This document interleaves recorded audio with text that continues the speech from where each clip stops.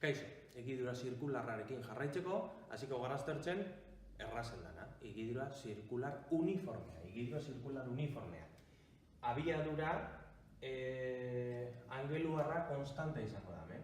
Abiadura angeluarra konstantea baldin bada, hasierako abiadura angeluarra eta bukaerakoa berdinak izango dira, eta azelerazio angeluarra 0 izango da, ez dagolako abiadura angeluarraren aldaketarik.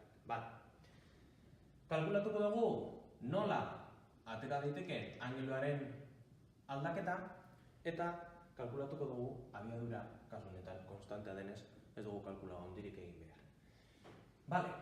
Badakigu abiadura angeluarra izango dela hau.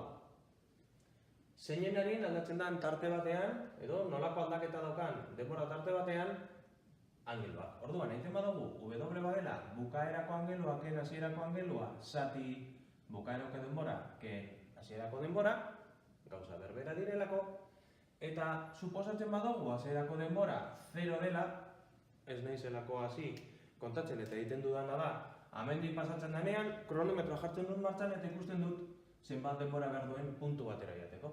Eta aukiko dut, bi angelu desberdin aukiko ditut, eta hasierako denbora 0 izango da. Orduan, WT izango da teta ken teta 0. Bai? Hortaz, esan dezakegu, angelua denborarekiko izango dela.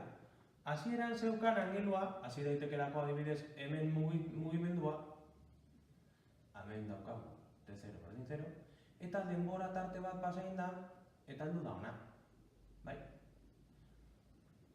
WT.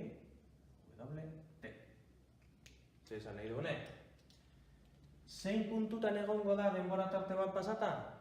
Hasieran, 0an hasi ez bada, angeluren batean hasi bada, egongo den puntua izango da. Hasieratik eginda zeukana, gehi abiadura angeluarrak denbora tarte batean eragin baldin badit, honek irabaztea egiten dit, angelua handitzea emoten dit. Azten banaiz hemen mugimendua eta denbora tarte batean ona heltzen banaiz, hemen egongo naiz. Eta nola kalkulatzen dut hori? Hasieran egin da neukana, gehi denbora tarte honetan eman dan angelu aldaketa. Hemen duguna. Eta gogoratzen baduzue, S, berdin, S0, gehi V biderte, geneukan egidura zuzen uniformean. Eta egidura zirkular uniformean, daukagun posizioaren ekuazioa egidura zuzenaren oso antzekoa da, bai? Bakarrik eduki behar duzue buruan, lerro zuzen bat tole ez duten badut zirkunferentzia bat egin dezaketala. Hori buruan eukita behar bada, hobetu lertuko duzuea. Eta gure abiadura angeluarra izango da konstantea, hasieran eta bukarean berdinakiko dugu, eta azelerazio angeluarra izango da 0. Bai?